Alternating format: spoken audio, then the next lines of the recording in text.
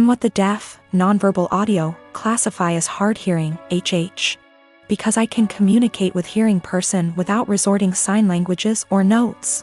I met my boyfriend, Alan, who is deaf about a year ago. I was the only person he could communicate at work with ASL, even though I only could sign basic words.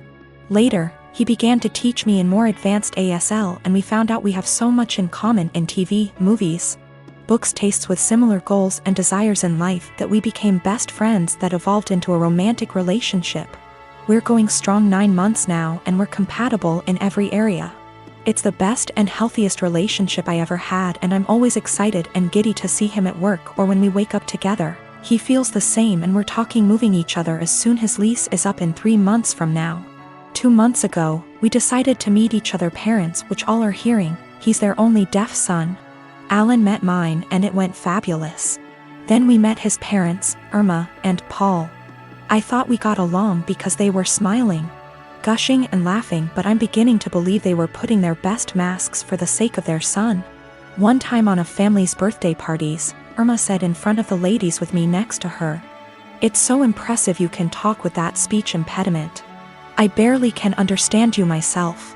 She said as jokingly manner, but no one laughed. Everyone glanced at each other awkwardly, and I just stared at her. Then excused myself. At first I wasn't sure if she meant as generational ignorant way like, who's the woman in the relationship? To the gays. I didn't mention to my boyfriend because I was hoping it was only time remark. It wasn't. They made more comments, mostly Irma, about me struggling pronunciation or grammars, using sign language incorrectly and not teaching me the right one like Alan would do, or not having deaf//HH friends, or not going more to deaf community, and so on. It happened so gradual and subtle that I didn't realize they were being insulting to my face, that to this day I still wonder. Most of the time they would make those comments without Alan nearby. I mentioned to Alan few times, and he told me that maybe they were worried I might not understand the deaf culture. He talked to them that saying those things weren't helpful, and he would appreciate if they would shut it up. They didn't. Few weeks ago at barbecue party, Irma and Paul sort of insinuated about my parent for not giving best tool for me, saying it was a shame that my parent didn't put me in deaf school, or letting me to get cochlea implant, or letting me to study abroad in non-deaf university program. They made it sound as if my parent crippled me as person because my social and emotional network didn't consist the right people. This time I got angry, and I said what they said was rude. That my parents made lot sacrifice for me, and no one has the right to belittle for their choices about raising me. Alan caught at the end of the conversation, lip reading, and asked me what's going on. Not so surprisingly, Alan's parent threw me under the bus, remarking I was so sensitive after making such innocuous comment. Alan saw I was uncomfortable and asked me if I want to leave. I said yes, and we left. When we got home he asked me what they said to me. I didn't want to say what his parent told me because it was so ugly to talk about it, but I told him anyway, and he got upset for me. He FaceTimed them and said they shouldn't said that. He told them they crossed the line. They pretended they didn't know what I was talking about, that perhaps I misunderstood, considering I'm hard-hearing, which upset Alan even more. They ended arguing for a few minutes before Alan hung up. Since then, Alan has become desolate and needy. He apologized to me hundreds of times for not believing me what I said before. I told them that he has nothing to apologize because I wasn't sure if they were being snide toward me until now, and I'm not going to blame Alan for what his parents said to me. He told me he's thinking reducing contact with them, but I told Alan it wasn't necessary. He can do whatever he wants with his parent, but that I rather would not go to any of his family gathering or go his parents. He assured he would never force me or put me in that situation ever again. We're closer together than we were, but he's still sad, and he no longer goes to his family gatherings or his parents. I find him staring at nothing in particular for long minutes, and his eyes, which used to sparkle, are now dim. I want to cheer him up, but I'm not so sure how to in first place. I just don't know what to do, and I don't understand why his parents are so rude toward me because I'm not completely deaf, considering they aren't one. I met this guy in January, and he became my boyfriend in February. Comes March, the world goes down the drain, and we decided to move in together for the time of the pandemic. A few weeks ago, He shows me a post where this guy is challenged to an arm wrestling competition by his GF. The guy didn't seem to have any sort of training / workout, whereas his girlfriend did. I commented he might have a surprise. My boyfriend started educating me on biology and how men are stronger than women. I told him there were way too many factors to take into consideration to make such a broad comment.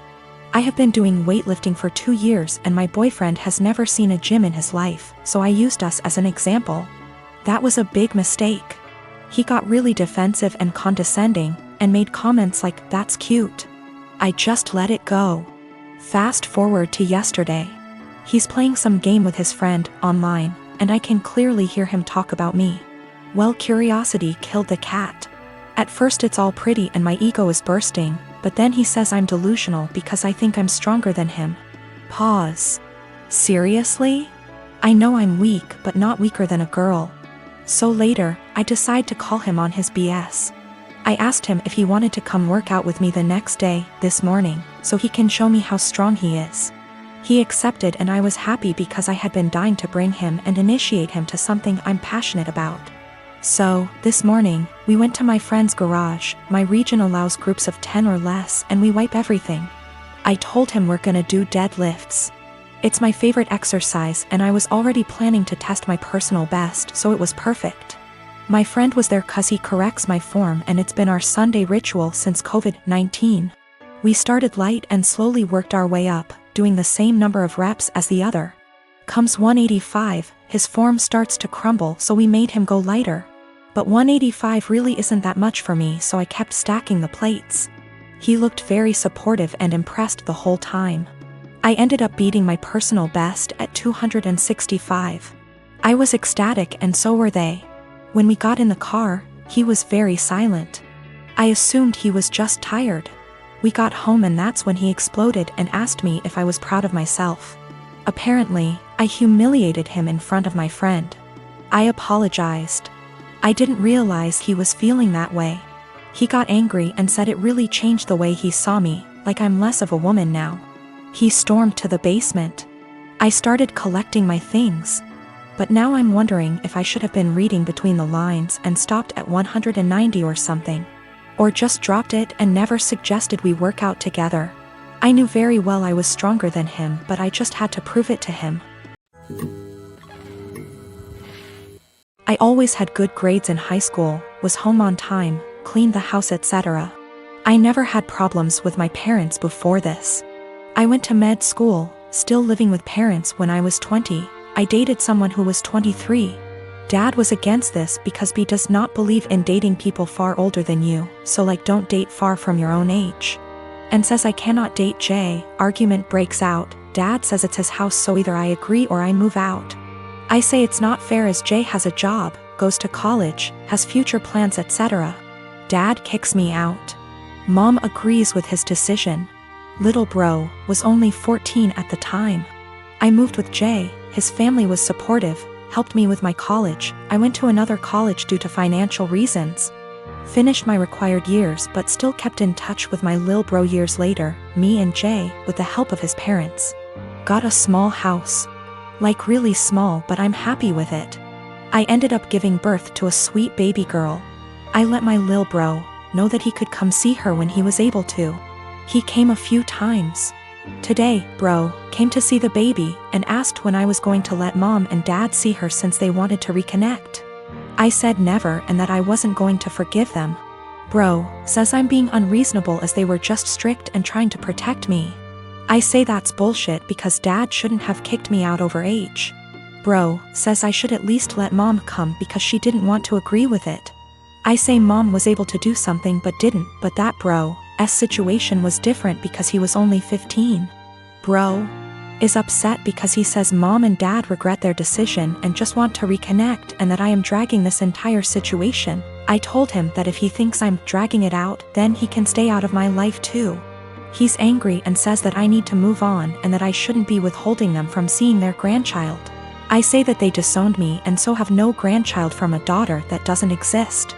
I don't hate my bro, and I kinda get what he is saying, but I just have a resentment for my parents.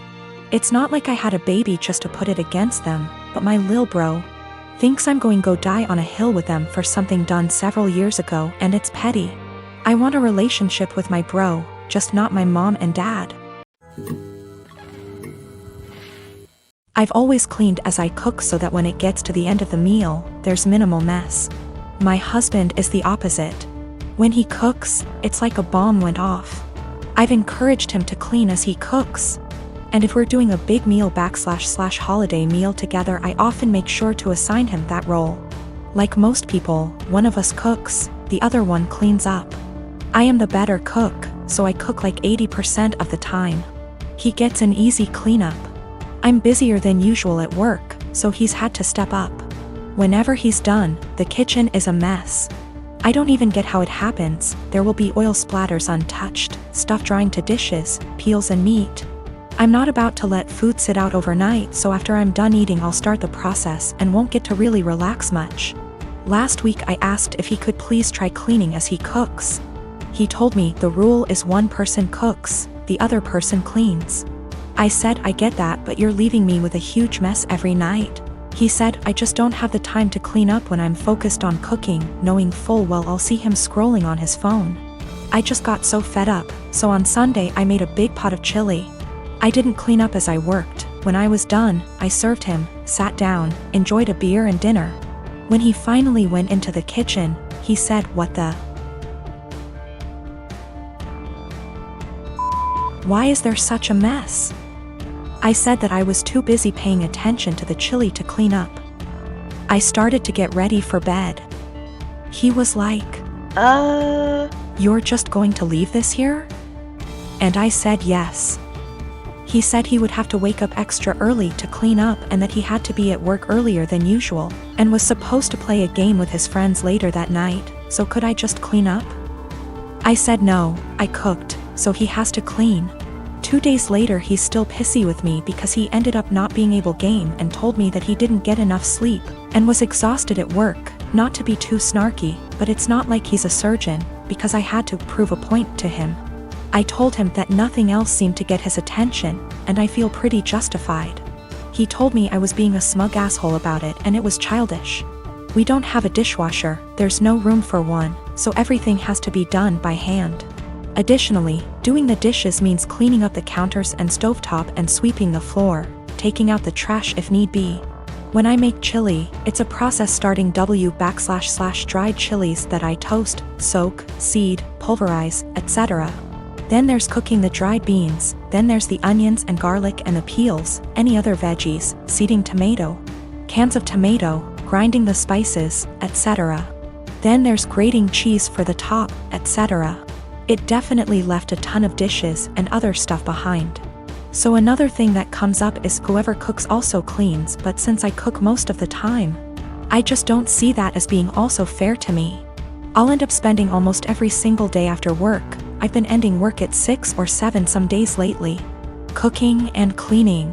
If I had him cook more I would definitely start to gain weight, and then we'd have another issue altogether.